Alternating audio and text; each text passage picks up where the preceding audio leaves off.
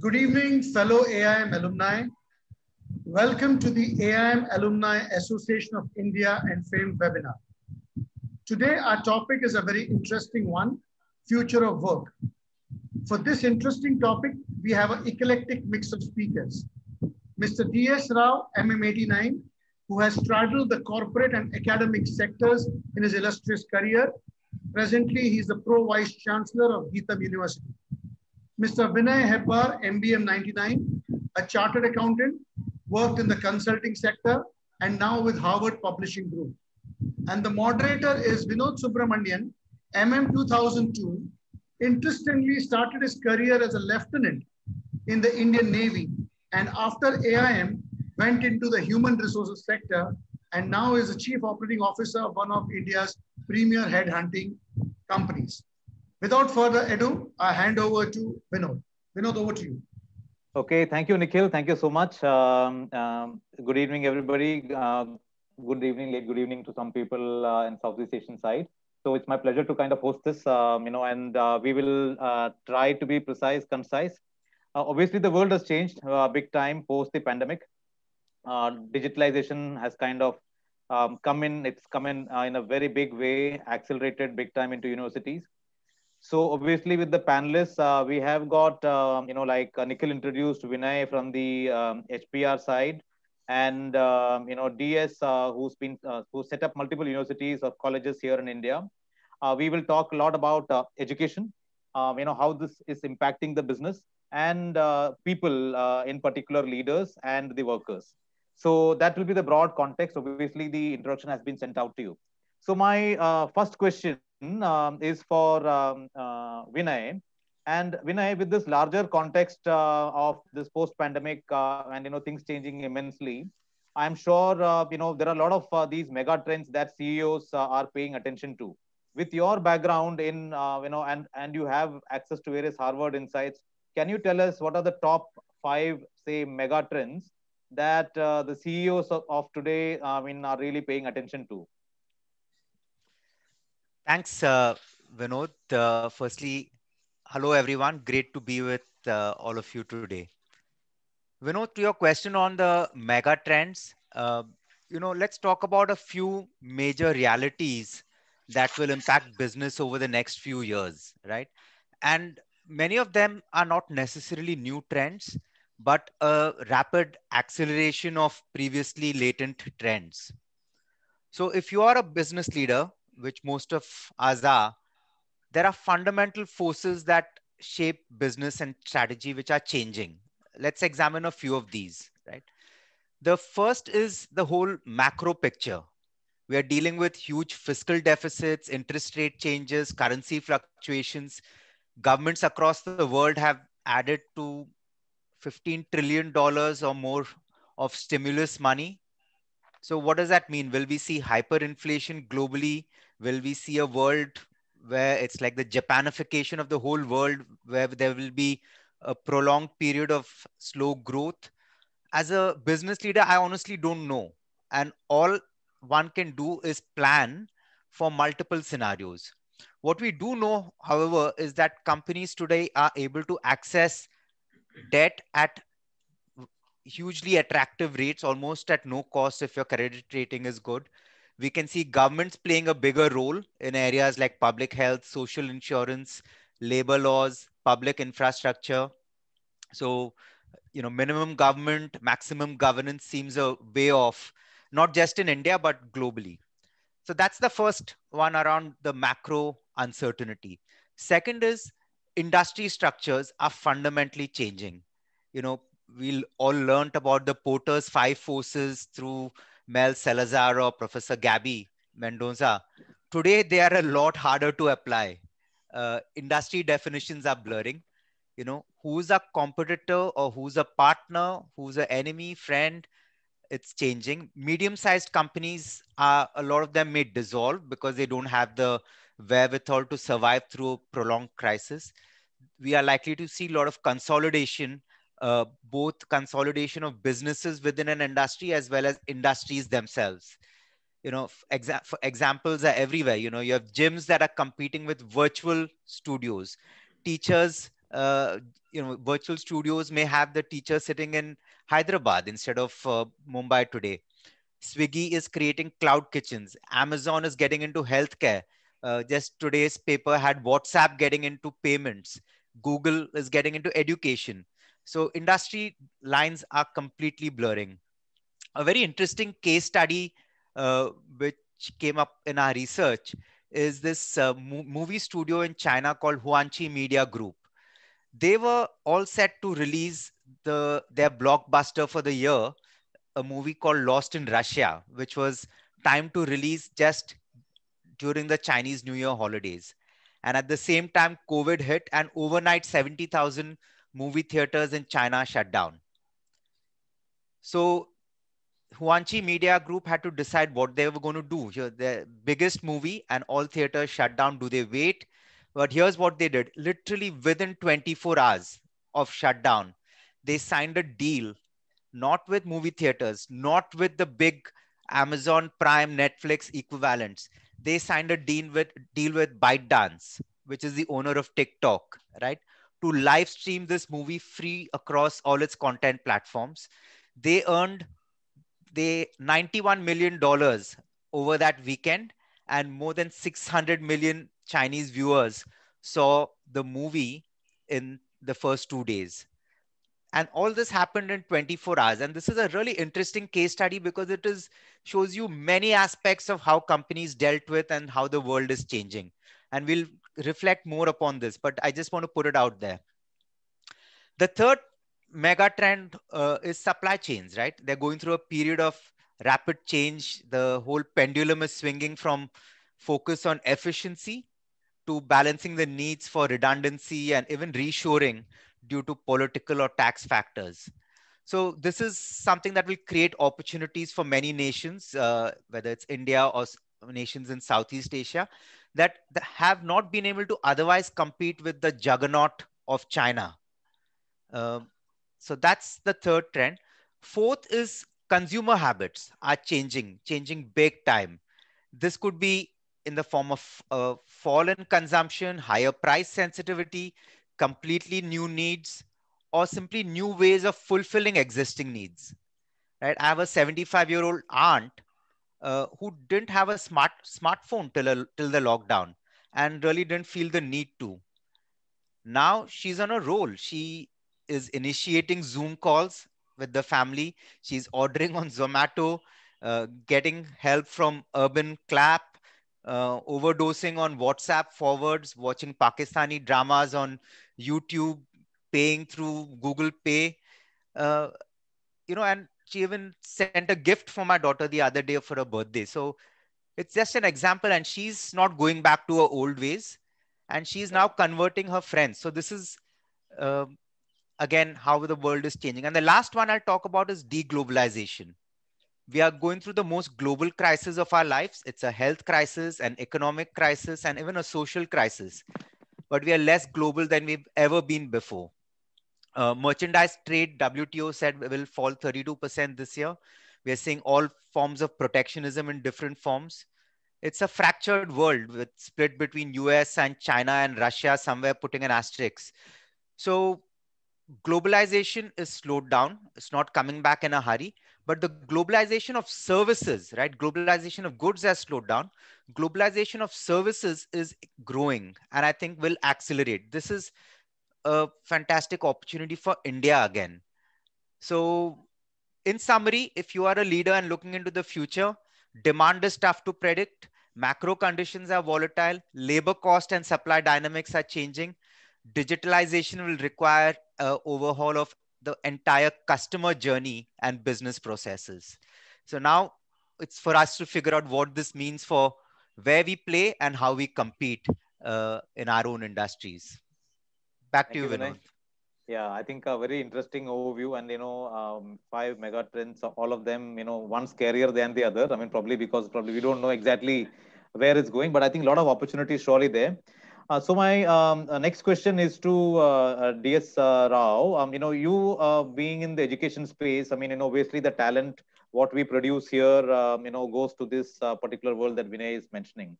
I'm sure with the globalization, deglobalization, however Vinay puts it, and digitalization, DS, the education industry is set to change. So what are the opportunities, or this disruption, whatever is happening today?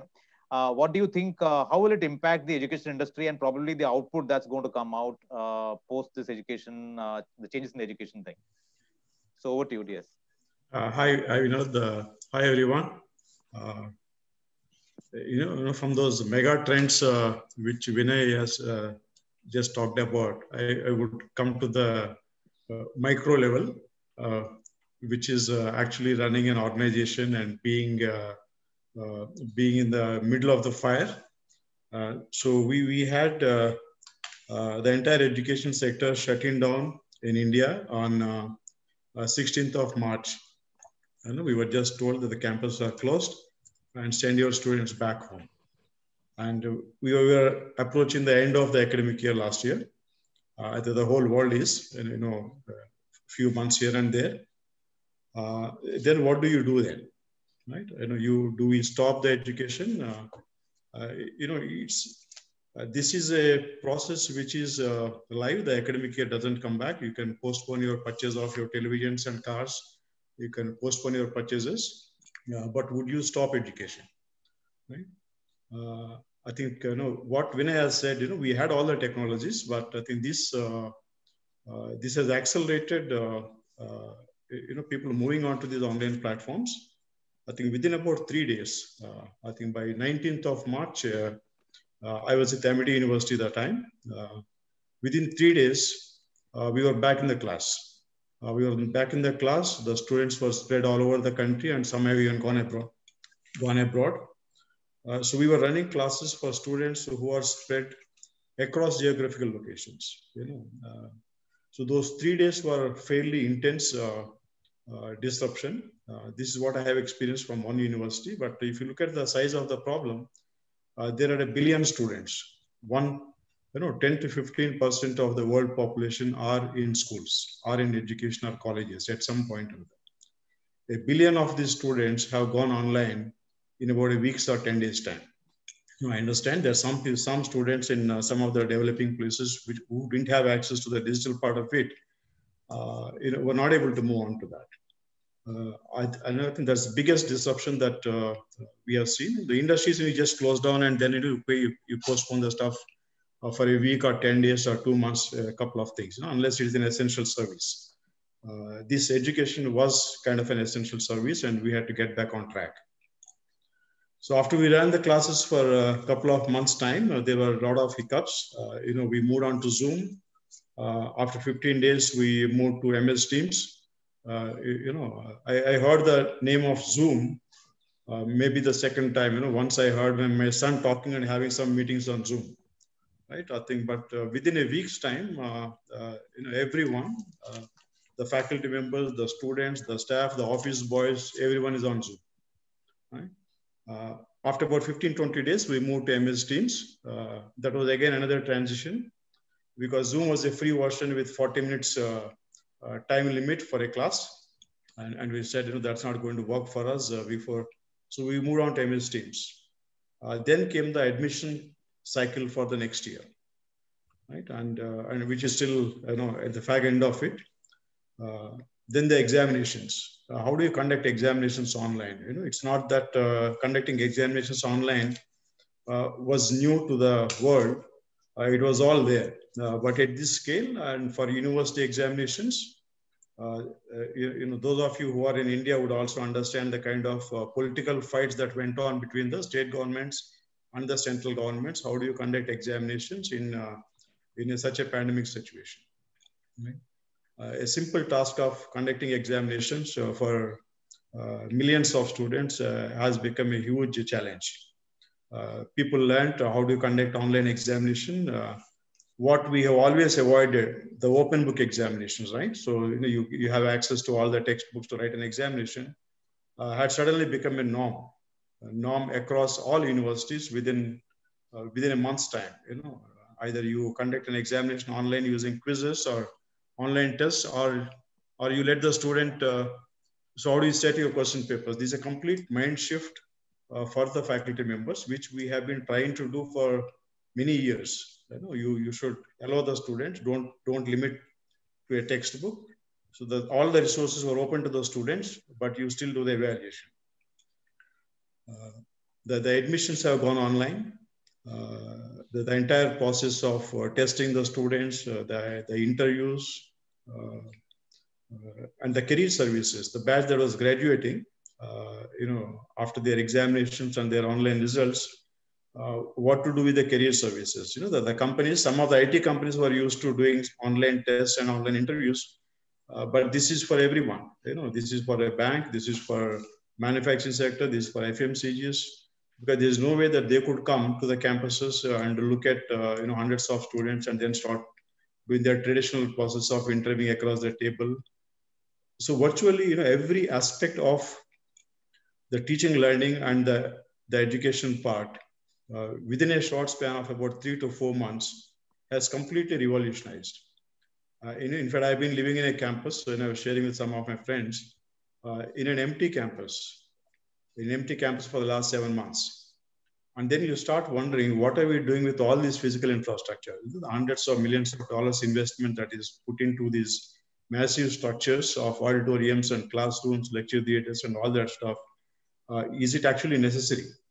Or what we are doing would have been done many years ago. Research has not stopped. People have online conferences, online seminars, workshops. I think the world age that it is the persons who can adapt that would survive. I think we have being in the education sector, I think we were able to very quickly adapt within about 3-4 months time, and life is as usual. We can always discuss about the quality of what learning is happening, but I would stop at that. But one issue that what we have seen is what we have learned over the last 3 months or 4 months. How is it that going to help the education sector as a whole? India and countries like us, literacy is a big issue.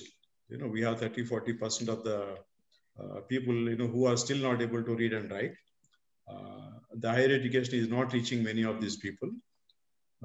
So has this kind of opened up the education sector to millions of people who don't have time or the resources to reach out to the education.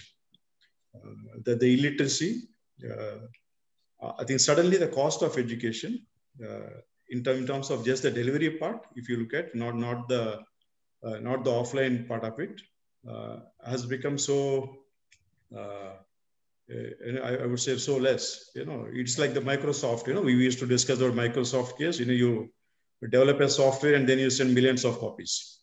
I just seen last week one of the NITs started offering an online artificial intelligence course for 250 rupees.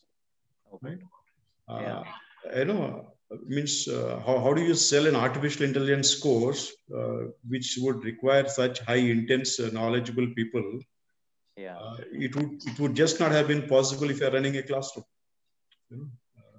Very interesting point you make, DS Rao. I mean, I think clearly that education industry seems to have the surprise element, whatever has come in, they have kind of taken it chin up, and kind of transformed education and moved on to the open book policies there. The interesting point also is that maybe a lot of illiterates today can actually get access with all this 250 rupees. I mean, it just wows me to say that you can actually offer a course that cheap. So I think connectivity can really open up floodgates of people who are educated and throw more and more people into the talent pool in future. So that's very, very positive outcome seems like, with no major negatives. Vinay, I move on to your, the next point. This is for Vinay, with the fact that work from home, obviously nowadays it means that you can work from any city. Okay. I think DS also provoked the thinking that do you really need such big campuses, which also means do you need such big offices? And many of the IT companies have such wonderful and huge offices there. So if with respect to cities, the place of work, infrastructure, everything is changing. And I'm sure with all of these, so will employment will also change, right? The loss of employment, the way that people engage, etc. What, according to you, are the top three impact areas or opportunities that one can see with all these changes happening across, Vinay? That's a really interesting question, Vinod.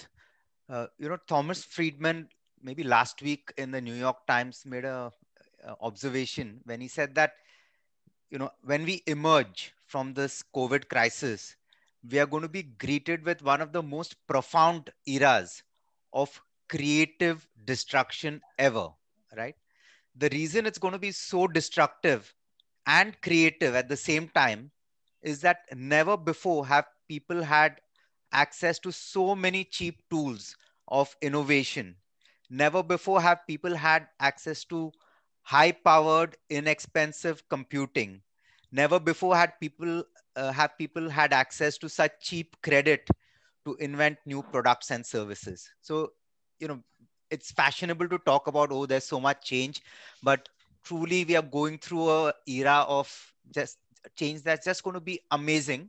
And change will hurt some people, but it's a great opportunity for those who are able to cope with it, who are able to make the most of these opportunities. Our faculty at HBS and our team have engaged in research around the world to identify some of the big changes in the concept of work, worker, and the workplace, like you asked, Vinod.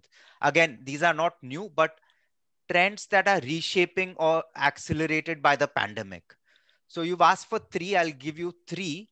The first one I would say is organizations are being restructured for speed and innovation, right? So as organizations think of structure, work processes, workflows, the central goal is to structure yourself for speed and innovation. Terms like experimentation, agility, fail fast, be bold, they are the new mantras. Even during the pandemic, the high stakes situation during the lockdown uh, required quick solutions. DS Rao was talking about it in the context of education, but industry after industry, firms were forced to adapt to do things that they would have never ever done before, right? Open book exams and as an example, but really experiment with new approaches and risk failure. The need for this innovation at breakneck speed necessitated them to work differently, right? So suddenly hierarchy was out of the picture. There were virtual teams set up. There were cross-functional task forces, much more direct communication from the CEO to the front lines almost on a daily basis to say, okay, how are we managing? Gone was the hierarchy in communication. Organizations want to retain this. Many are seeing the need for reduced layers in the organization, delayering, as a lever to drive a step function change in the rhythm of collaboration and execution, right? In the interest of innovation and speed. So with increased digitalization, new communication tools and data-driven decisions, right? It's all about data and analytics. Yeah. We are seeing evidence that companies are migrating from what was a classical pyramid structure to more of a dumbbell shaped organization where there is a lot of emphasis on two ends of the organizations, the senior management and the front line, and reduced weight in the middle management. So the role of the middle manager is going to change and delayering. So that's one trend. Second is companies are staffing for the trough. The traditional approaching to staffing has been, okay, you plan a revenue budget for the year. What staff do I need to achieve that budget? But we live in a world of unpredictability. Companies are being conservative. And also you have the ability today of using flexible workforce, whether it's part-time workers, gig workers, the ability to outsource components of work. So they are saying, instead of staffing for my budget, I'm going to staff for trough, like almost like a worst case, and then use flexible work arrangements as demand exceeds the trough. So Absolutely. in the US, the gig economy will exceed regular employment by 2025. And we are not talking of Uber drivers here. We're talking of jobs that are paying $100,000 plus, highly skilled jobs. Even in India, Infosys reported they want to hire 50% gig workers. WNS, another large knowledge working company, is willing to let their own employees take part-time work elsewhere, right? Of course, the labor laws, client contracts, etc., have to catch up to some of these new trends. But it's here and now. This is not future. It's the beginning. And this again, I'm really optimistic what this means for emerging markets and India, as work becomes more modular, more digitized, and disconnected from an office or factory. It creates more opportunities to package and offshore to countries like India. It's a middle finger to the H-1B and immigration restrictions that have come in the way of doing some of this in the past. Today, it's possible, right? So the whole trend around the second one is companies staffing for the trough, offshoring, and packaging and outsourcing. The third is, you mentioned work from home. That's a topic that's been done to death, and we've all experienced it personally. So I'll spare you on CP on that one. But what is clear is that we are not going back to the construct of work equals presence in an office, right? Yeah. I also want to take a minute to talk about work from anywhere, which is a new trend, but gaining ground, where employees can choose to live and work anywhere within the country, and oftentimes in an international location anywhere in the world, so long as they have a good internet connection. So it brings in the whole element of geographical flexibilities. Workers can move to cheaper locations. Uh, they are willing to take a 8 to 10% pay cut, or much more if it's another country.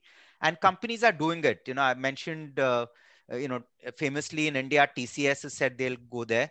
SAP, Akamai, Facebook have been doing it. The US Patents Office has been doing this for several years now, and they've seen a increase in productivity and $1.3 billion of value to the US economy. So this is researched and documented.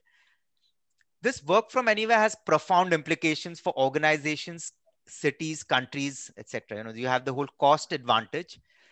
Companies can now access diverse talent, whether you're talking about talent that is from another country or a rural area, or more women who are interested in part-time work but not relocating to big cities. Overcoming visa barriers, it changes migration patterns. You could actually have reverse migration, and fundamentally changes the contours of mega cities, over urbanization, right? Uh, Earlier, the focus of any city was to attract companies to their city, so that the company would then bring jobs. And when people came with the jobs, they added to the local economy, because those people hired services, they went to schools, hospitals, grocery stores, right? Workers were going to where the jobs are. Now it's possible to take jobs to where the workers are. In the US, cities like Tulsa and Oklahoma are giving money to individuals to come and relocate. They're giving money, they're giving free office space and other incentives to say, move to Tulsa and work from here. And because you can work from anywhere, come to Tulsa. Earlier, Tulsa was not even remotely a place people would think of for work or career or living, right? And now many small cities are doing this. So we don't need to spend money in tax incentives to get the companies. We'll give it to individuals, right? So this has huge implications, like I said, on cities, countries, the way work is packaged and outsourced, as well as for individual companies. And of course, individuals themselves, we're already seeing a lot of people working. Vinod, you're working from Kerala right now, and I have colleagues working from Goa and Bali. I'm totally jealous of them. But I think this is the beginning of a trend. Yeah. So, Vinay, I think interesting point, because I'm in the field of recruitment and most of my clients are Fortune 250. And I clearly see that a lot of work is coming to India. I mean, the IT development, the shared service center, it's like coming left, right, center. Many companies are hiring even 100% higher, while there is outplacement on one side. But I totally agree. The outplacement is going in I'll say I agree with the dumbbell approach, because it's the middle layer that's getting shade off. It's the belly fat that's going. I mean, the head remains there, and there are a lot of people at the bottom who they're hiring at the sales on ground, feet on street level. It's the middle layer that's kind of going, because automation is also kind of making its way. A lot of program management is happening online. People can be monitored and measured. Typical job of the middle management. We are also seeing that jobs are getting replaced by, say, automation, robotics, etc. Transactional jobs are all going. Human beings are probably getting used in the relationships, or getting the insights, etc. So those kind of hiring trends we clearly can see. I totally agree on the gig and diversity. In India, typically gig economy is not very well. People don't go in, right? I mean, everybody wants to go into a full-fledged, full-time employment sort of a work mode. I mean, the youngsters and all, they don't want to go and say, look, I'm working as a contractual. Nobody will marry them in the first place. All these things kind of impact. But off late, there is a lot of, work on the gig side, where there are companies who are taking on jobs and then breaking them into actions. So like example, if Amazon was to sticker, 100 labels, instead of hiring one contractor, there's a company who's taking on 100 stickerings, a fee for 100 stickering, and then they will probably employ contract workers, etc. But this is not only the bottom level, but also the senior level. We are clearly seeing that hirings happening there. Data protection and data confidentiality is also getting a major way. Anyway, that's on the ground. I'm talking a little off track. But DS, if I move on to the next question, what are the 5 hot skills that you think will be relevant in the future, and probably universities and education institutions should prep your students up so that the workforce of tomorrow has them, and that will be relevant there. So what are the 5 top skills according to you, DS? Yeah, thanks. I think when I was talking, I was wondering, maybe that's the reason why all the IT companies are showing bumper results, right? So that the cost structure of most of the services companies and the industry has gone down so much, and the rental income and the infrastructure stuff, and that's a different debate. Just get back to your question. I think it's not the skills for the future. I think there are certain core skills which have remained, remained most important forever. Be it the days when we studied in AIM 30 years back, are the students who are studying now, or the students that are going to study.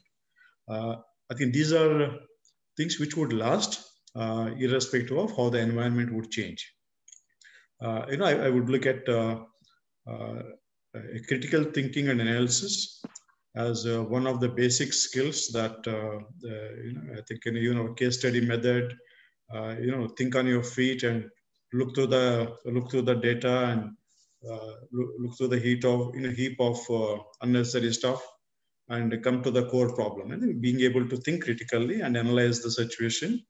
And the second skill I would say is being creative and innovative. In fact, that would what would lead to most of the new solutions and new products. Right? I think the one that is able to, it's not necessarily a product that's coming out, but even in your regular work, if you're able to think differently and create a solution that's simple and easier to implement, and it could lead to efficiencies, it could lead to cost reductions, it could lead to a better product, better service. I think that that would definitely be an important skill to cultivate and learn. And the third one I would say is being able to take risk and being entrepreneurial. Right? It's not just you don't take any risk either as an individual or as an organization. There is no growth for the business. Either you are an entrepreneur while you're being in an organization, or as an individual entrepreneur outside. But unless you take this product to the market, find a business opportunity for your idea. So just being creative and innovative itself is not sufficient, but you would be able to take the value out of that. That's where the risk taking and the entrepreneurship comes into play. And the next skill I would look at is being able to network. network not just with your current peers of the same culture or the same region, but being able to network in a multicultural environment.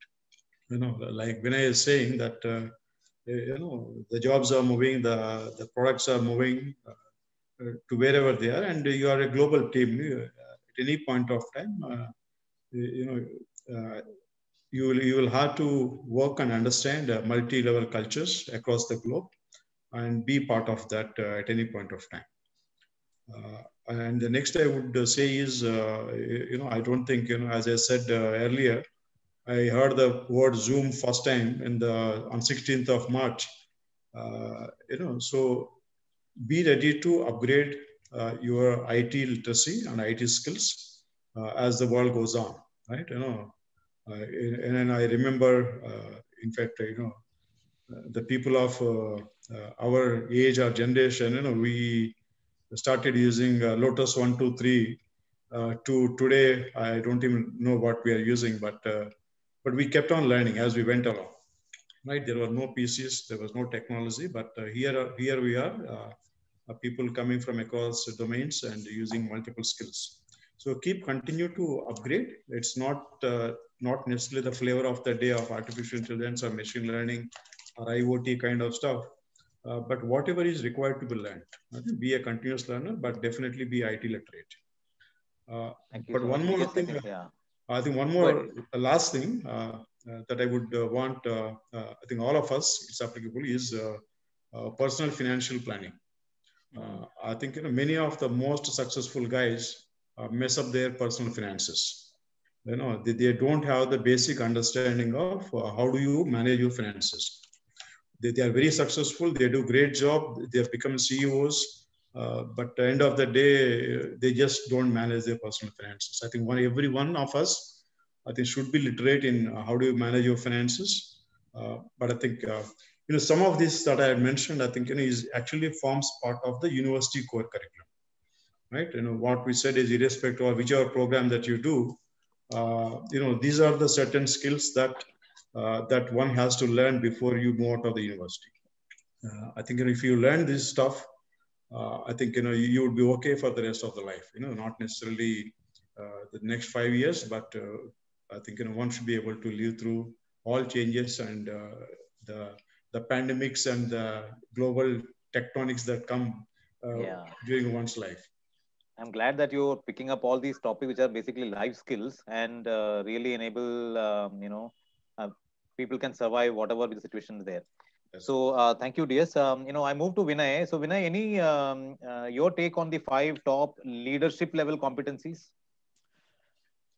Sure, Vinod. Before that, can I just, I wanted to make an observation on what DS just said in terms of skills from students. And it was really interesting that everything he picked up on was life skills, right? And it's actually very reflective of what employers are looking for.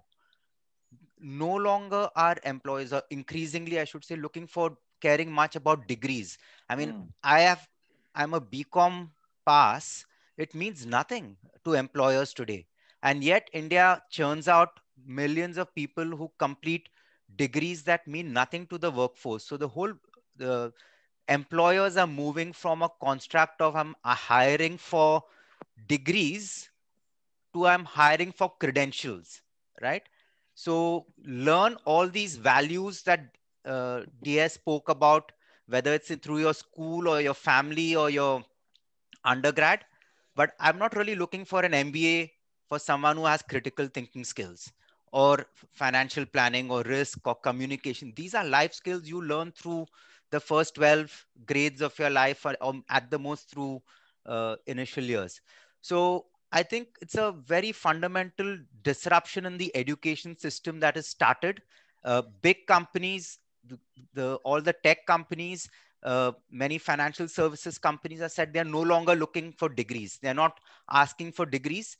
They want to see credentials. And credentials are something you need to upgrade every year, possibly, right? It's like a pilot flying an airline. You don't, Yeah. every year you go through simulators, upgrade and get certified again. And that's what's going to happen across the board. So you have basic life skills, which whatever your education you want gets you. And then it's up to you to get the credentials and prove to your employer you're capable of doing the job they require you to do. They really don't care about your degrees anymore. And I mean, some still do, but that is beginning to change. Moving to your question on competencies for leaders, I'll highlight three or four. One is leading through uncertainty. At the beginning, I described all the uncertainty that we are going through. That's not about to change. So you need leaders who are able to deal with ambiguity, who are able to process and quickly adapt to changes, and can navigate decision making in an environment where a lot is unknown, right? So we're all dealing with scenario planning in our workplaces today, but that's what is required. Because we don't know better. The second is digital leadership. So we all understand how things are changing with technology, data, analytics. So digital leadership is key, and this has a couple of elements. One is the digital mindset, having a basic understanding of digital trends, technology, how this impacts our business, and comfort and analytics while making decisions. So it's all about understanding how to use data to make good decisions. So that's the digital mindset. Second is, can you leverage that digital thinking to reimagine and transform your customer experience end to end, your productivity or drive productivity by creating value across the value chain from supply, manufacturing, supply chains, distribution, retail, even people and HR. So really thinking about how digitization changes all aspects of your business. And the third is, it's not good enough for you to have that digital mindset or your IT or chief digital officer. Today organization need everyone in that team to understand this digital aspect. So really being able to develop digital fluency across the organization. So that whole digital piece is the second area. The third, I would say, is learning agility. DS touched upon the need to be a lifelong learner. Of course, people are going to have multiple career changes. I'm not talking of job changes, but career changes. Shelf life of skills are getting shorter by the day. So learning agility is the only currency, right? It's the foremost competitive advantage I, as an individual, can have. And today, it's actually one of the key capabilities that organizations are assessing even when they make hiring or promotion decisions. Vinod, you must be seeing this on a regular basis. And I've seen companies use assessment tools to test for learning agility. And people like Egon Zehnder have claimed they have 85% accuracy, right? So the whole career path is changes in career path means we have to get away from that learn to work and then work trajectory to a path of, learn work, learn work, learn work, and that goes on all your life. So that's what it is about. And so, the key ingredient in lifelong learning is curiosity, the willingness to seek out new experiences, knowledge, and candid feedback, and openness to change, right? And the last area I'll talk about is for leaders, which is becoming really important, is the ability to cultivate engagement with your teams through empathy and authenticity. So leaders have had to change even through this COVID period. This was always important, but now it's become like front and center, and people are, especially the younger workforce, they are looking for leaders who can create a shared purpose, a sense of belonging to something bigger than the day-to-day mundane of the organization. Uh, it goes back to the, I want to be the best janitor there was. So it's really, we are building NASA here, and that is the JFK story with the janitor, right? So we are creating, the leaders need to create that emotional foundation for engagement. Uh, be good listeners and treat each individual employee as unique and some who can bring something unique to the team. So that's what's required to create an organization, attract the best talent and retain the best talent that you have. And then, of course, there are the hygiene and evergreen 21st century skills, whether it is critical thinking, ability to write and communicate well, connect dot between different disciplines. So those are always important. But in the current circumstances, those 3 or 4 I added earlier, I think are going to be huge for leaders to grow. Yeah, absolutely, Vinay. And companies are actually changing the way they assess the leadership hires for sure, adding all these kind of cultural values there. So next one, DS, with all this digitization happening, what do you think is the new role for Indian universities? Are there any, can Indian universities play a larger role in the scheme?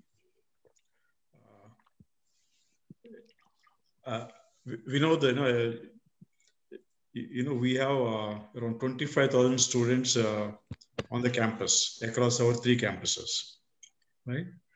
And we have 90,000 students, which used to be called as a distance education, right? But last 7-8 months, all the so-called campus full-time students have gone online.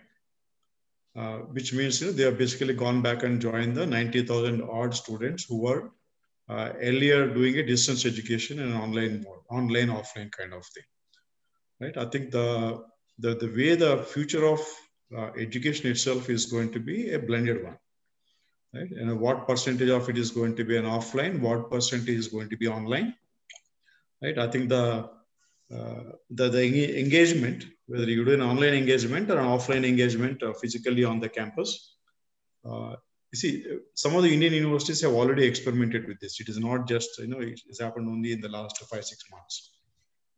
But I think now people have seen how you can improve the quality of the online stuff as well.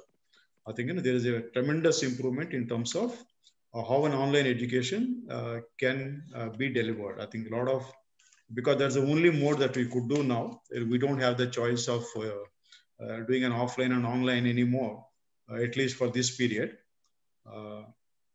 So the gap has blurred. So what does it mean for not just the Indian education system, but for a university as such? I think it is the university that could, educational institute that could offer the best value to the students without the physical boundaries of a campus would survive. If I want to spend a month's time in the campus, not 1 year or 2 years or 4 months, and I would come on and off to do certain modules in the campus. But most of my studies I would do online or through an online classes. So once the physical boundaries are gone, I think then the competitive advantage is no longer the buildings. The competitive advantage is your faculty members, your quality of the curriculum, the value that you actually bring, the purpose for which the student actually goes to the education institute. That's education, right? Everything else is the frills are taken off, right? And once the frills are taken off,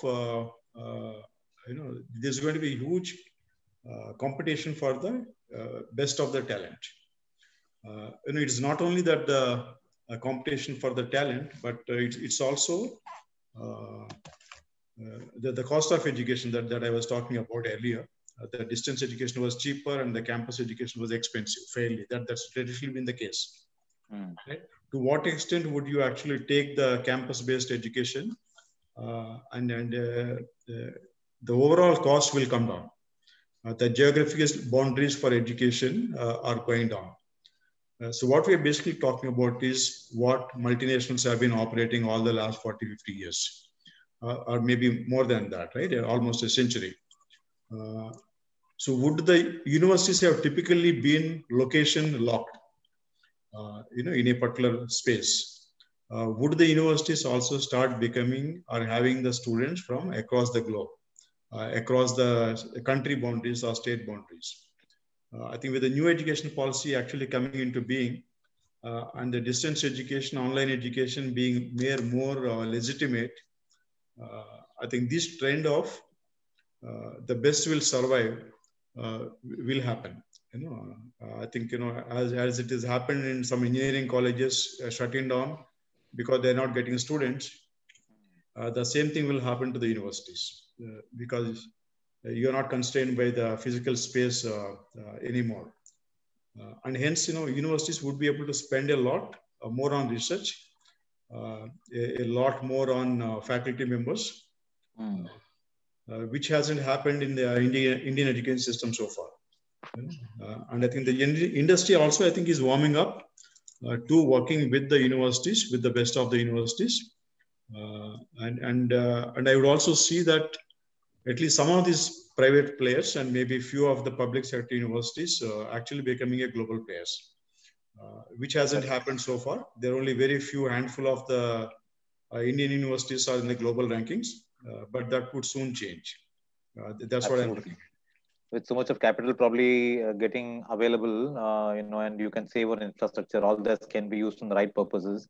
So, interesting point, DS. But, Vinay, a counter question is that, say, will Ivy League schools and come to India and other, Southeast Asian countries, and, will Harvard become cheaper? That's my other question. Yeah, I'll come to that. Happen? But just one point on the question you asked, DS, on technology in education, right? I think there's a fundamental problem. We talk about lifelong learning, the need for lifelong learning, but education tends to be a 3-year graduate program or a 2-year MBA or a 1-year MBA these days. Will that change? I mean, will AIM, for example, think of saying, I'm not going to give you a 1-year MBA. I'm going to give you a 20-year MBA. Okay. So you join AIM. Yes, you spend 4 months on campus learning some critical thing, but then whenever you need for the next 20 years, it's like a subscription model. Come here and take a refill based on your learning needs as they evolve, right? We will offer you a series of executive education programs that you can plug into. Education needs to adapt to what learners need, right? So the future, as I see it, is going to be a set of coalitions. And again, I say future, but it's already happening. Over the last 4-5 years, 100+ MBA universities just in the US have shut down, including some really reputed ones like Urbana-Champaign, University of Iowa. They've moved into things like University of Iowa. They moved into creating an eMBA. So they had 47 students in their MBA campus. They were struggling. They created an eMBA that has 2,000 students now at 1/3 the price, right? So the other thing is universities. Why stick to MBA? Universities that have been around for 100 years, 200 years are shutting shop because of the consolidation that Mr. Rao spoke about and a bunch of other factors. Google has created courses, professional courses. These are not tech courses, professional courses that based on which they will hire and many other companies will hire from. This promises to take your 3-year program to something that can be done in 6 months at, like the NIT example, it's at cost next to nothing, right? So traditional universities have to change to survive. The current system is not sustainable, and they're going to be coalitions. So universities will come together with tech companies, with employers, with governments. So universities will become a platform at the end of the day and plug in whatever courses are required from the best providers. The idea is, let's get what is the cheapest, best, fastest, like any other industry. Why should education be different? So I think that's a huge change. Coming to Harvard, or any Ivy League. Or any Ivy League. Firstly, I don't talk for Harvard. These decisions are taken several levels above my pay grade. But like every good AIM alumni, I have an opinion. So the new education policy is looking to attract the top 100 universities to set up campuses in India.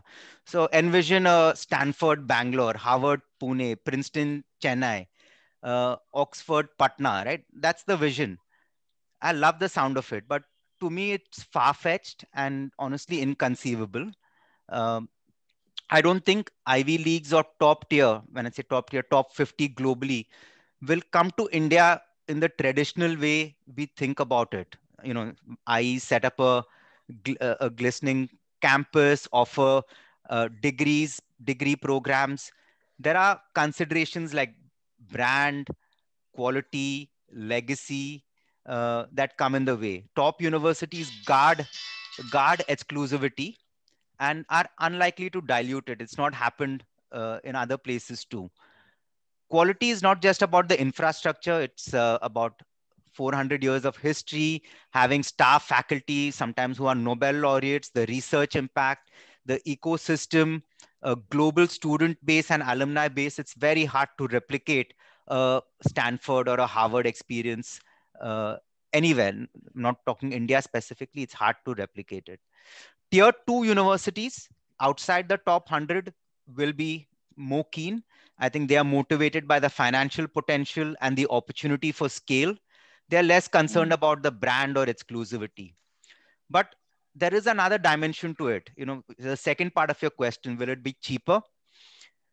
I firmly think education will be more accessible, right? So Harvard may not come in through a 4-year degree program in a physical campus in India, but there are many other ways, exec ed programs, online credentials and courses. We've already seen Harvard Business School online offer program. Harvard is offering a 6-month program on analytics, even through MOOCs like edX, where Harvard is a participant, or Coursera, online learning.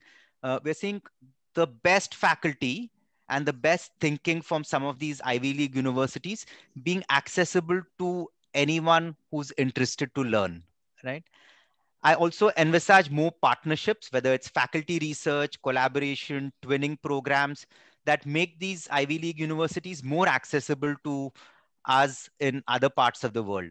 So yes, Harvard will be more accessible, definitely cheaper through these online ways of learning or asynchronous ways of learning, but it's not what we sometimes imagine to say that, okay, I'm going to send my daughter for a 4-year program at Harvard or Stanford in India. That's not happening, in my view. Okay. We know the So tier 1 has launched some this program online, and they have gone to the court, to Gujarat High Court, saying that this degree should be equivalent to an IIM Ahmedabad MBA degree. So there are these branding issues. How do you brand these degrees, qualifications, the exclusivity part of it? I think interesting things are happening. Yeah, and in the online space, it's amazing how quickly Indian universities are picking up some of the best thinking from the IITs. IIM Bangalore, Ahmedabad, they are contributing to the MOOCs. There are some standards being set up. I think the government is doing some fabulous work with the support of NGOs and these universities to put content online. Again, this is something that started pre-COVID, but COVID has really accelerated it. Even the Swayam program that they've done for K to 12 schools, they've set up TV channels, 1 channel for each year. I mean, it's not perfect, but it's just amazing the effort, the scale, and the speed at which it's happening. It's a huge reason for optimism. I think it's the best opportunity poor countries like India have to break the access divide we've had. You know, growing up, if we grew up in a big city, we were fortunate to have access to good educational institutions. Small towns, less so. But if you came from rural India, your world was contained because of opportunity. You just didn't have access. Today, I think there is so much hope for people anywhere in India. It's fantastic. So Vinay and DS, both of you talk about this content and access. So, my other question is that, do you think this case study method has gone for a toss now? Because everybody's online and, all those case studies and all the dhamaka that would happen in AIM, that's kind of gone down. What's your take, DS? I think that the charm of sitting in Gabby Mendoza's class will not go away so easily. But whether you'll be able to replicate that online, I think that definitely is a challenge. We are facing it.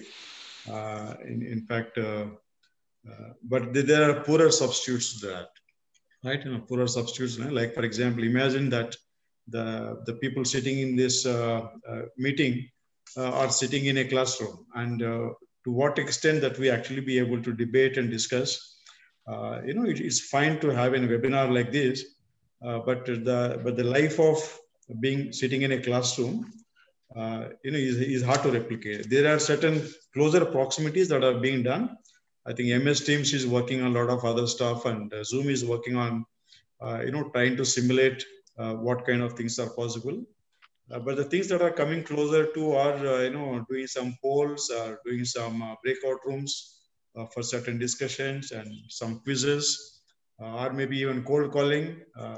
You call a guy and you have a list of the people and call them and ask them for their views, ask them to share their screen, in terms of, instead of asking them to come and write on the screen, ask them to share a screen and start giving their views or solutions kind of thing. But it's difficult, in my view. I think, nothing can replace a classroom or a face-to-face debate, or the being challenged or pushed to the wall.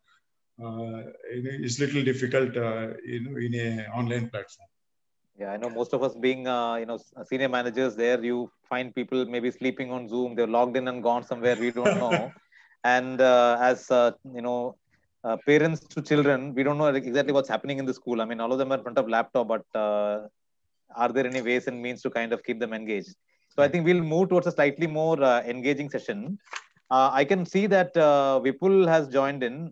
So just want to tell the audience that we have another person, alumni. Vipul Rede. Vipul, if you could say hi. Hello, can you hear me? Yeah, loud and clear. So he's from the Khan Academy. It's a non-profit organization. Many of us know. Been in the education industry for a long time. Alumni of AIM. He was an exchange student and also Stanford. Vipul, now that you've been working on this, this kindergarten plus 12, whatever that age, one question that comes to the mind is, with all these changes that is happening in digitalization, all of that, how's the end product coming? How will it be different? The 10 years later, the students that will come out, will there be any different than what the output we are getting today? And second one, if you could also cover, as parents to children, what kind of schools, we have covered briefly here, what kind of schools should we send our children to, or there where our return of investment is pretty okay? I mean, we are not scared. So maybe you could take either question there and then just give a quick answer there. Sure.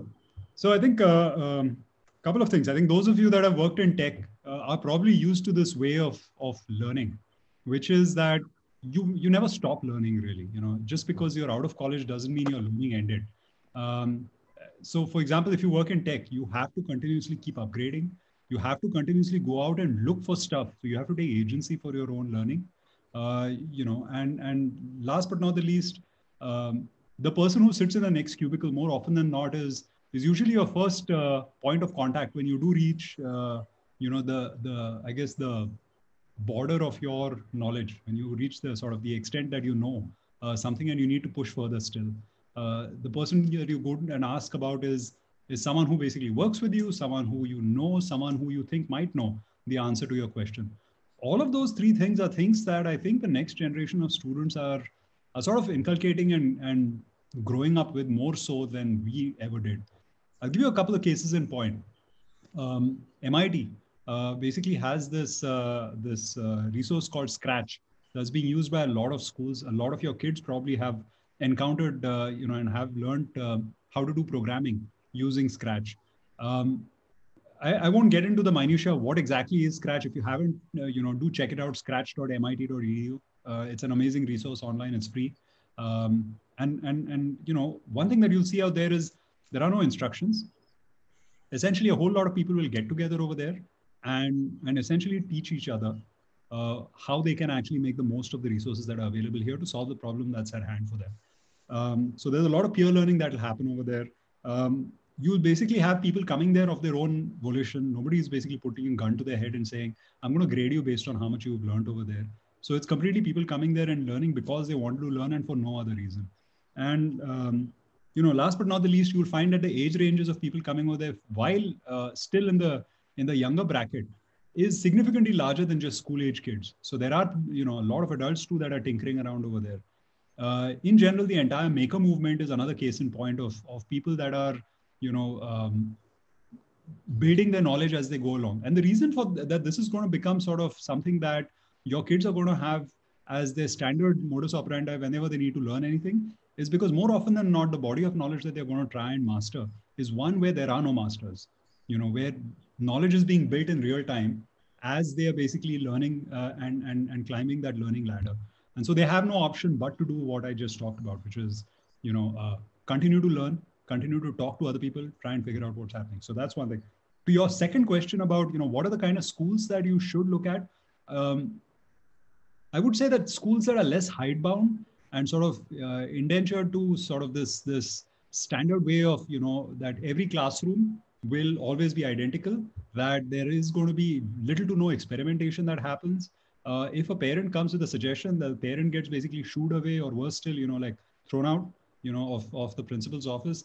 That is not the kind of school you want to go to. And unfortunately, some of the quote unquote top schools that we have right now are the kind of ones that fit into that mold. So if I were you, I'd look for school, those would be sort of certain, I guess, quick fingerprints that you could see of schools that you probably want to shy away from. Thank you, Vipul. So I think broadly we have covered almost all the topics there. We covered things from digitalization, the kind of skills, the competencies, leadership, etc. So thank you, DS Rao. Thank you, Vinay, and also Vipul for your last minute entry. But yeah, I think Nikhil, I'll just like to open it up to any Q&A from the audience there. If anybody has a question, they can raise their hand. We can unmute them so that you can ask your question directly. Vasu, do you want to take the question? I can see that you put something there. Otherwise, read Vasu's question. Okay. So this question is the emphasis on life skill versus degrees. We already covered that. So the question is, in the digital world, how can we ensure that life skills have a credible and sustainable value? So can HR teams create some models around this? Can anyone, Vinay, can you take that, or DS, can you take it? It's quite a tough one. I think the question is actually to you. You are the guy who is recruiting, right? And you keep insisting that, this degree from so-and-so institute has to be there, and you have to have a grade. So that's absolutely right. So I'll take the question. So that becomes the filtering point for when you hire somebody, at what pay grade this guy will fit in. And the traditional organizations are absolutely there, So I'll say IIM batch 2002 will get this much lakh rupees because there's another guy of that batch, this batch, sort of a thing. But, of late, I've seen clearly that reskilling is happening because jobs are going on one end, people are moving from one to another one. So training and reskilling is really happening. And earlier on, it was at the company's expense. But today, employees are spending that money from their own pocket. Yes, these are all values that you probably see. I mean, I think Vinay or somebody mentioned about curiosity and willingness to kind of learn and invest money. So no longer are employees really taking that it is not my job to train. They're really taking onus of spending their own money and kind of moving it. So people understanding, and I think pandemic has kind of made them understand that to do and survive very well in this organization, you got to look after yourself, So that's one thing that's really come out. So HR is doing everything, I'll say, but I think there are also employees who are taking a onus on that. If anybody wants to add anything more from the three panelists. So I'll just add a thought on that. But before that, hi Vipul, welcome. Good to see you. Vasu, your question on life skills having a credible and sustainable value. Firstly, I think, the fact that today educational institutions and our new education policy recognizes the importance of life skills is a huge thing. So there is, for the first time, an active attempt to develop skills like critical thinking at a K to 12 level, communication skills, curiosity is encouraged rather than discouraged, right? So I think that's a huge plus. And in terms of measuring them and sustainable value, it's the hiring processes today that have pretty robust assessments that are assessing two things. One is life skills, the soft skills that are required for the job or for that organization's values. And then the domain skills or the hard skills, which are going to be based on, do you have the right credentials, right? Whether you get it for those credentials from a $50,000 a year degree university or from Google's professional skills or Amazon, doesn't matter. Do you have the right credentials that have certified that you understand programming in this, or you understand how to manage cloud systems, whatever the role is. So I think it's a combination of these two types of assessments that are going to be measured and are already measured increasingly. Okay. So I think Agni wants to. I mean, okay. Yeah. Is it done or Agni? Go ahead. Yeah, hi. Two quick questions. One is, what are the new industries that you see that are coming up? For example, uh, I was just having a chat with my neighbor who's now started her own business of stitching masks at home. And she said, I said, I mean, this is just a short-term thing. Why do you want to get into this? She said, India today needs 1 billion masks. And so she believes that it's going to be a big industry in at least for the next 6 months. She wants to ride that wave. So some new industries that or businesses that you think will come up in these tough times. And second question, which I get asked really often in the last 3-4 months, and being very conservative, I tell them no, but I just want to hear from the panelists. Is this a good time to also switch jobs? My answer always to people who ask me, and I have not changed my job in the last 16 years. I tell them I'm the wrong person to be asked this question.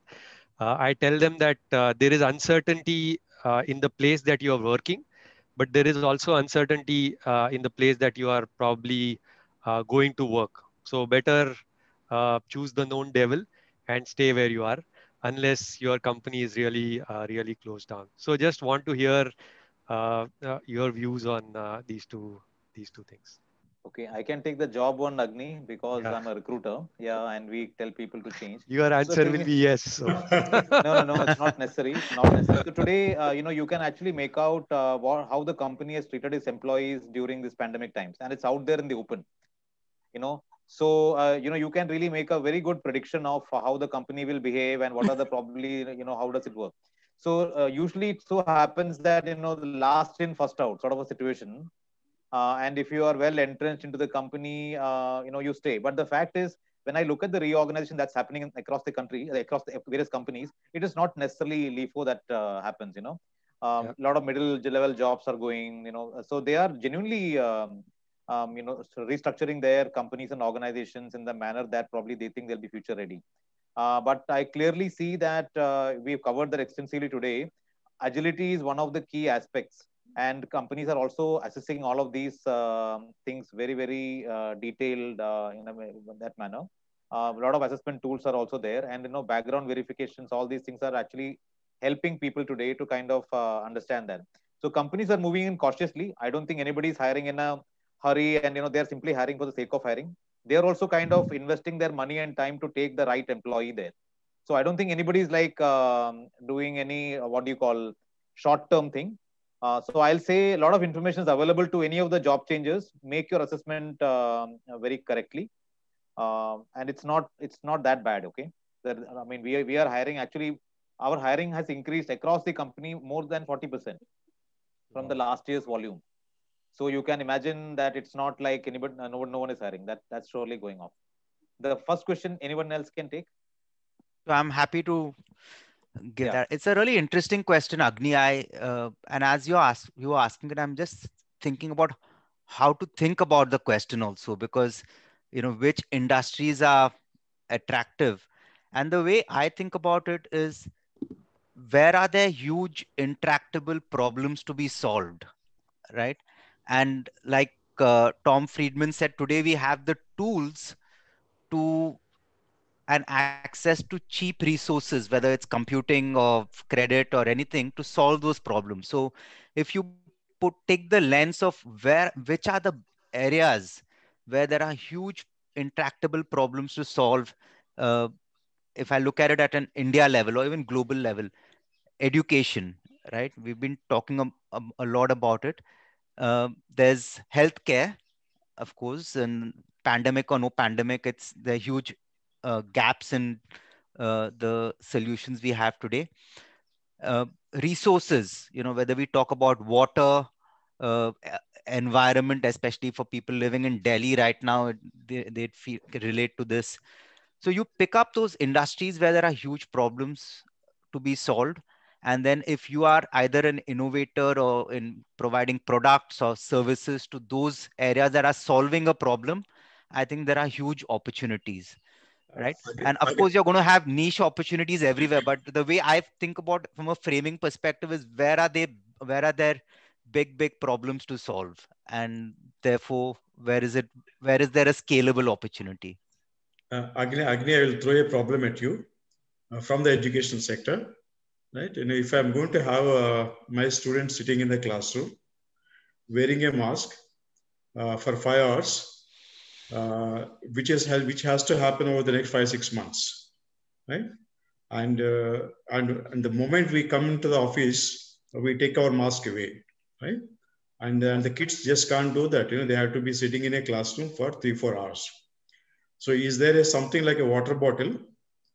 Can you give me an oxygen bottle with the kid, and which would be connected to a mask like that N95 mask, right? Where it is just the kid just carries with him like a water bottle. You also carry your oxygen bottle, so you are able to wear a mask and be able to sit in a classroom.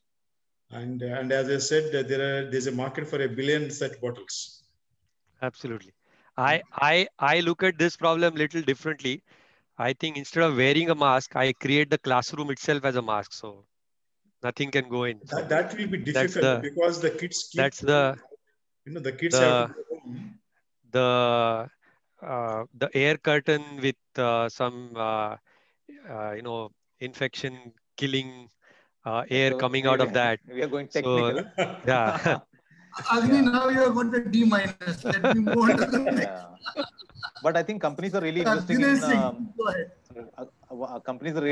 in health and wellness as one of the criteria, and there are many jobs coming up in that way. Digitalization, of course, is the other big area. Compliance and data security is another one. Assessment of risk is another one. These things were not existing as much before. I think a lot of jobs will be created in this side.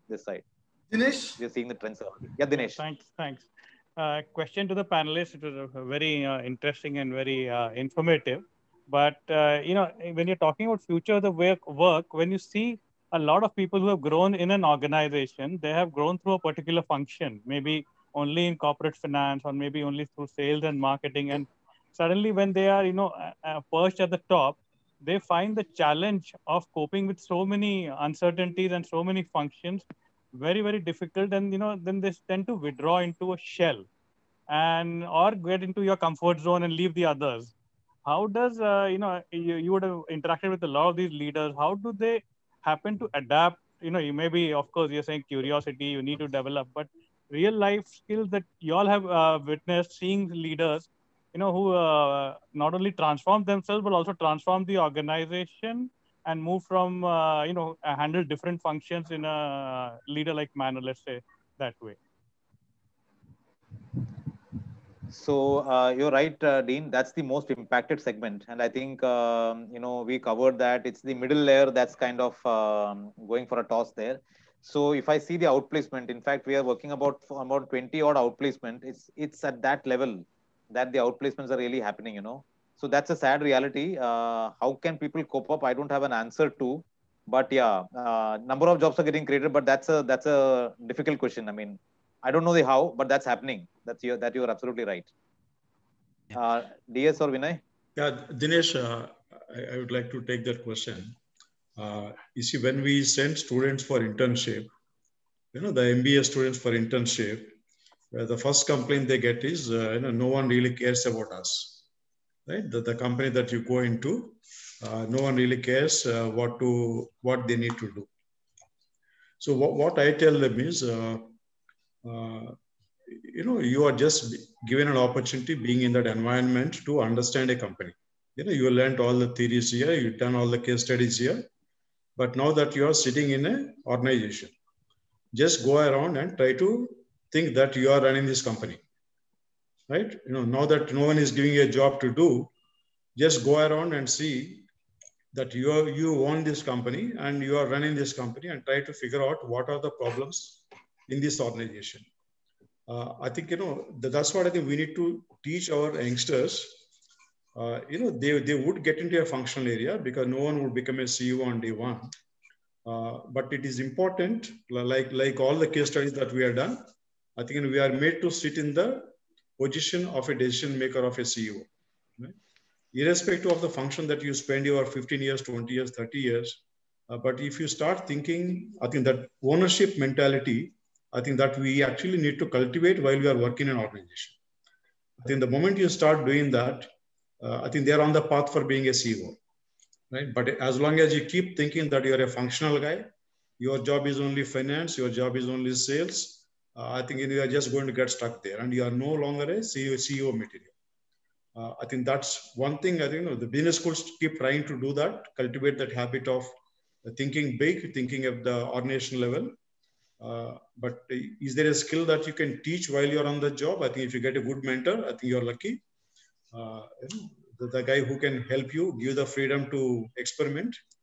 I think consciously, if you can go through multifunctional roles, either in the same organization or multiple organizations, I think that would also help you to move out of your silo and start getting ready for that. I think one has to take ownership of their own career and start consciously working towards opportunities to build a broader understanding of the organization. And don't get stuck in one discipline unless you are liking that and you want to be there. That's what my take would be. And Dinesh, if I can add two very quick suggestions, because the problem you point out is a real one, and one of the most difficult transitions a leader has is moving from a functional role to a general management role. And there are the tools like education programs, coaches, but two practical things. One is, if you look at the work by Michael Watkins, he's used to be an HBS professor, but now a full-time consultant and coach, and he runs a business on transition. So he's written a couple of really good books, First 90 Days, Your Next Move, that focuses on this challenge and gives some practical tips and tools that a leader can use. The other is closer home in India, Deepak Jayaraman, who's also a transition coach. He used to be a ex-McKinsey consultant and used to work in search for Egon Zehnder. Fantastic guy. He's created a series of conversations, over 60 now, with leaders who've had really successful transitions in their life or experts on transitions, from various walks of life. So if you go, there is a website called playtopotential.com, and those make for fascinating insights. You can listen to whole conversations, or he's clubbed it into different themes and collected clips. So I urge you to look at, or anyone interested in transitions, to look at playtopotential.com. Now, please don't accuse me of nepotism, but my 16-year-old son has been listening for the first time this webinar, and he asked me, can I ask a question? So I'm allowing him to ask a question. Aryan, go ahead. I think are you there, Aryan?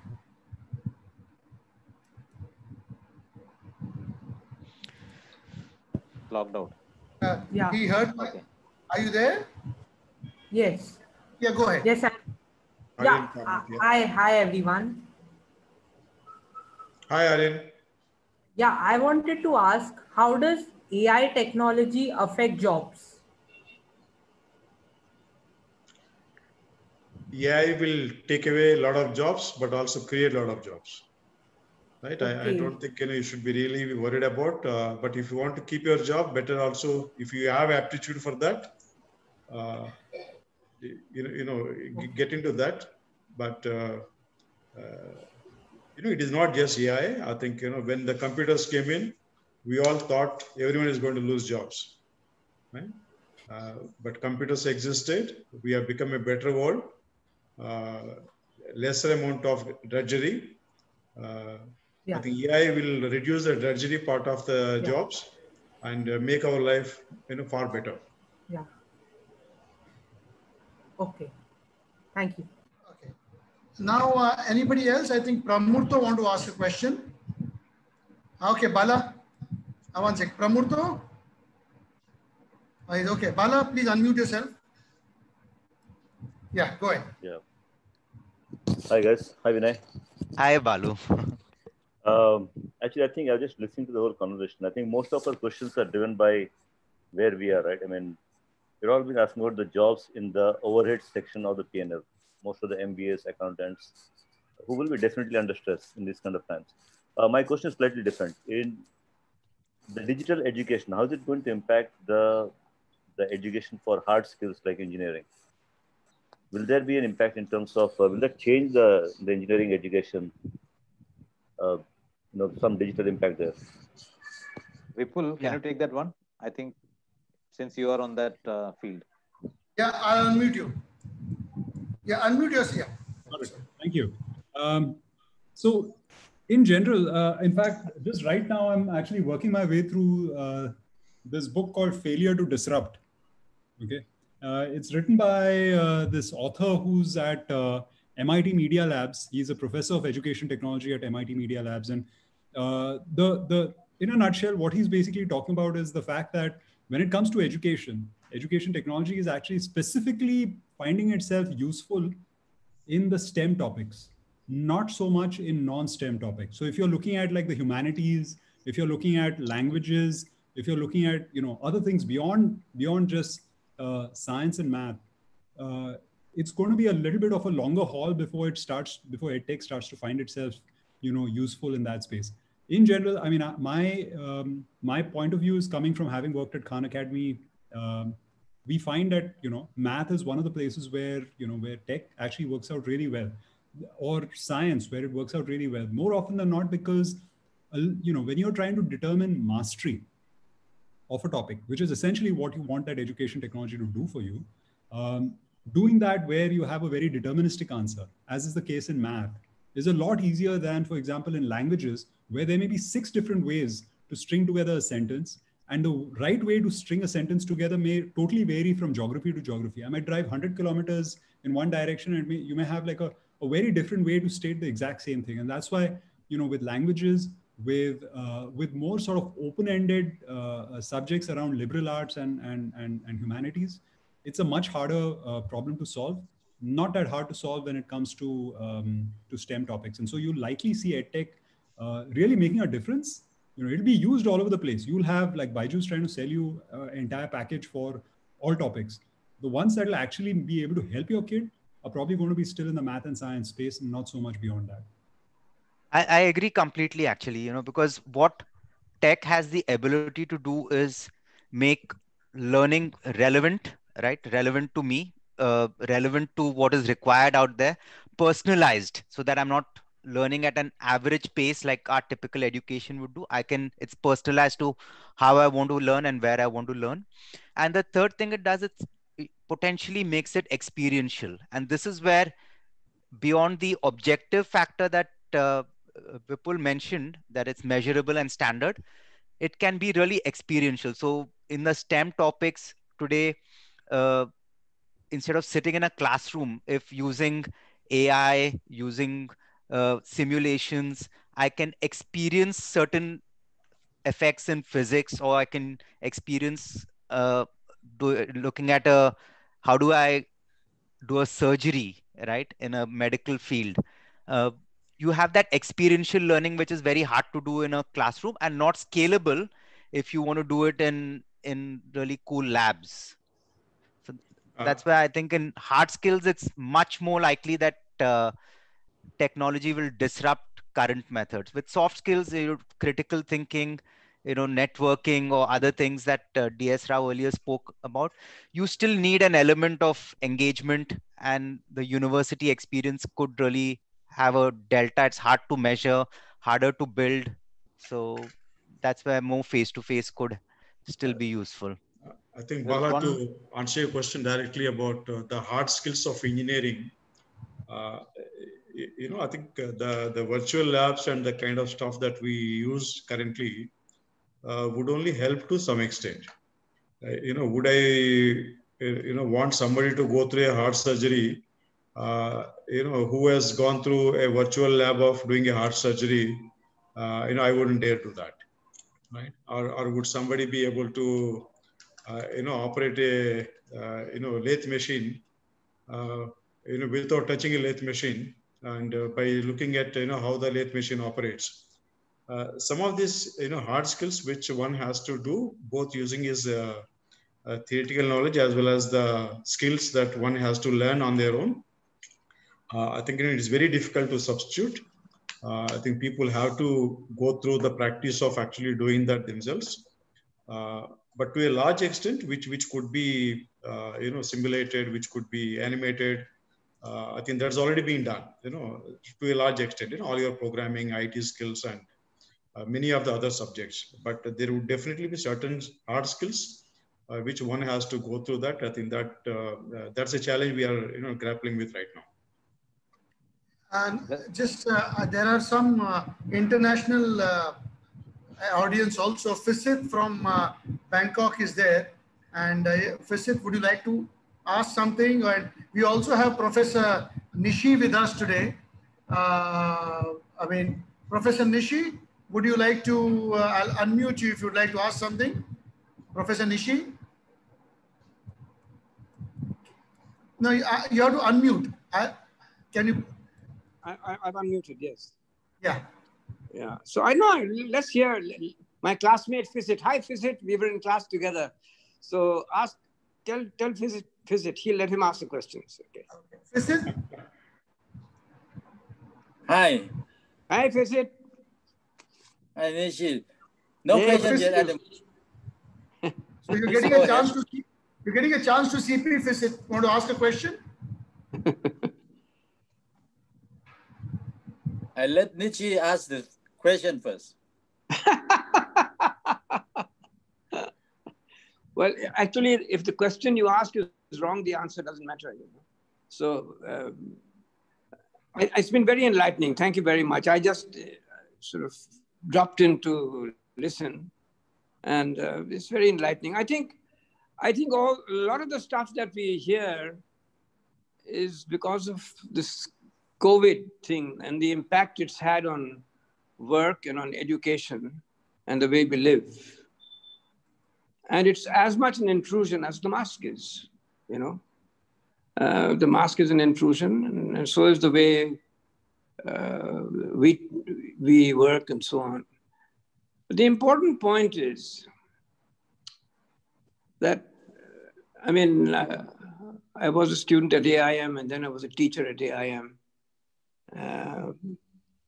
I think the issue is whether we want to transfer a body of what people call knowledge, whatever knowledge means. It's what knowledge theorists call epistemology. So whether we want to transfer something from point A to point B, So one is this transfer issue, because if I'm sitting in a virtual classroom, and if I'm sitting on and I'm talking to somebody like I'm talking now, it's basically an information transfer thing. The interactivity is limited. But I think it's not only transfer, it's transform, And I think where it falls short is in the transformation process. Because transformation requires intensity of interaction. It requires minutiae of analysis. It requires this, we use this word critical thinking, but, when Archimedes discovered the theory of specific gravity, it was critical thinking, I think.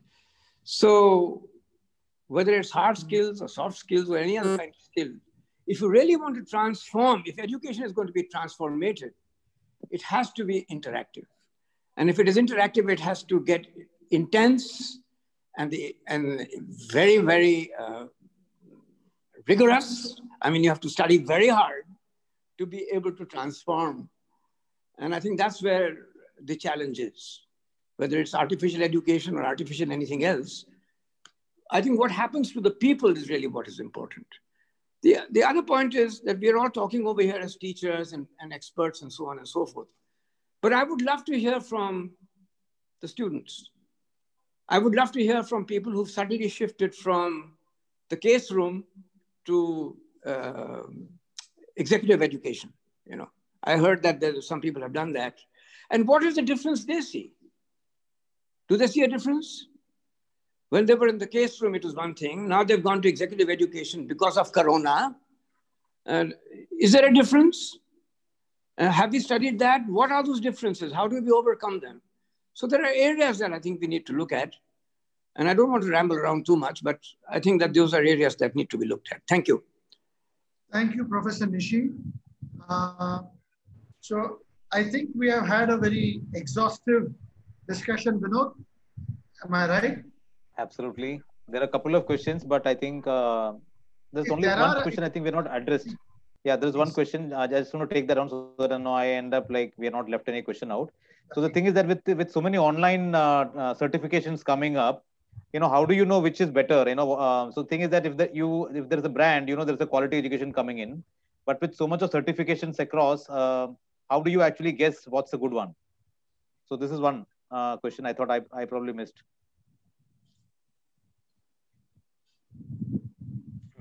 DS, would you do that? Yeah, I think that's that's not an easy thing to do. I think that's where the brand of the person who is giving the product, you know, which is an assurance of the quality assurance of the content that comes in.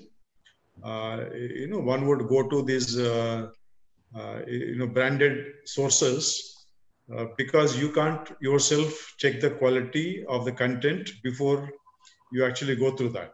And by that time, you already had the purchase done. You'll have otherwise a post-purchase dissonance. So I think go by the reliable sources. And I'll give you an example. We have taken a subscription to Coursera for about virtually for all our students, some 20,000 licenses, right? And we have told our faculty members to now start mapping, some of these courses to the curriculum that we have. And there was, that's a mammoth task. You know, there are thousands of courses in Coursera, and it's a massive job for people to start mapping it to their respective, respective courses. So do we say that the Coursera as a brand is bad, or are the people who have to start looking for what is relevant for the student, for the program, is not an easy task to do. You know, we used AI to identify which courses are relevant, what is not relevant, or even for that matter, HBS publications. You know, if I take a subscription, there are 10,000-15,000 case studies, and what case would I use for a particular situation, right? So same is the kind of I think one has to do his homework and see whether the person providing the service is a reliable one. Does he have the good content? Does he also handhold you to identify what is relevant for them? I think that's what one needs to look at. And I do think for some areas, especially the hard skills, the technology, there will be standards. Industry will get together and say, okay, this is the standard accreditation that we accept. And therefore, when the supply side decides the standards, the demand side will follow and deliver to those standards that the industry is set up. So I think a lot of that is also happening. Yeah. People? One more thing I just want to say is that usually the people that make these courses, right? Like, I mean, there's you just heard Mr. D.S. Rao talk about the fact that, you go with basically a brand in terms of the institution that is offering this online course. But I think if you went a step further and you looked at, who's the person that's created that course? That is like, I think, a much greater indicator of the quality of that course, more so than the organization that's putting it out there with their brand name associated with it. Because more often than not, these are people that have already got an established body of work based on which they've been called in to create this course. And if you actually can go, there's someone, say, from IIM Ahmedabad who's created a course. In fact, one of my reports wanted to take an online course from someone that had been created by someone at IMA. One of the things she did was she actually did some homework around what was his rating as a professor? You know, how was he basically looked at as a professor? And basically found out that wasn't that great. And so she decided not to go forward with that based on that. And I thought that was a good call. That was a good way to find that out. Great. Thank you so much. I think that's all, Nikhil, from all of us. I think I've got all the questions in. Hey, thank you, Mr. Rao. Thank you, Vinay. And thank you, Vipul. And thanks to my colleague from Executive Committee, Vinod. It has been a very interesting webinar. And you guys have really showed us a lot of thought processes, what we didn't know about. And definitely this recording will have a lot of hits on the digital library. Thank you for taking out your time. And I know how much of cross-pollination of ideas took place before this actual webinar was executed. So thanks everybody, and happy Diwali, and stay safe, stay healthy. Bye-bye. Take care. Yeah. Thank you, Nikhil.